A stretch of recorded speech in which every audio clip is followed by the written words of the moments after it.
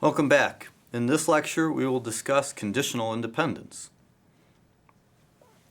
So, we say that a random variable x is independent of random variable y given z if the probability of x conditioned on y and z is the same as if it's just conditioned on z. So essentially what we're saying is for all values in the domain of x, y, and z, we basically don't care what value y needs to be. And so we could think of the probability that I am giving a lecture when I'm in the classroom is going to be the same regardless of what type of toothpaste I used to brush my teeth earlier that day. Because once we know for sure I'm in the classroom, some of those things that happened before then don't impact the probability that I'm teaching given that I'm in the classroom. And so that is why this notion is so powerful, because it allows us to essentially prune away a lot of that earlier information. And so we could consider something like the following example. A student writing an exam.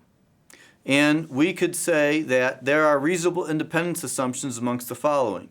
The student working hard, the student being intelligent, the student's answer on the exam, and the student's mark on the exam. So we could say that the student's score on the exam, given the answers that they marked, is conditionally independent on the rest.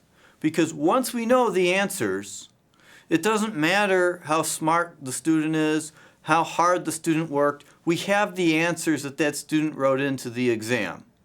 So it doesn't make any difference. And the mark, the score, comes right from the answers.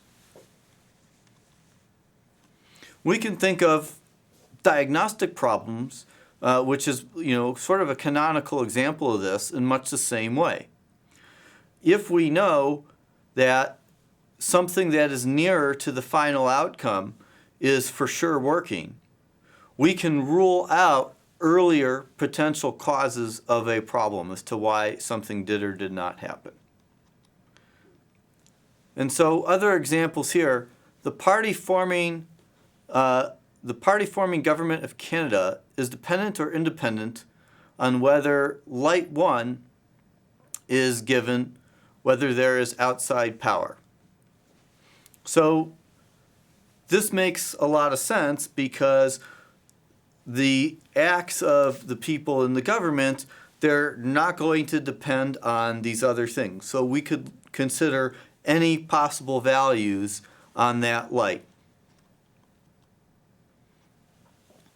Whether someone is in the room is independent on whether a light is lit given the position of switch S3. So again, once we have some more immediate information, we can rule out having to go back further. Same thing, whether a light is lit is independent of the position of a switch given whether there is power to the wire. So if there's no power to the wire, it doesn't matter what the switch is, that light is not going to be on.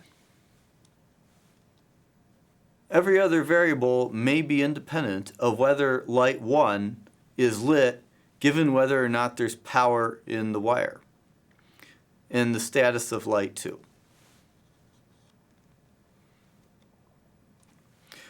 So anyway, that concludes this lecture.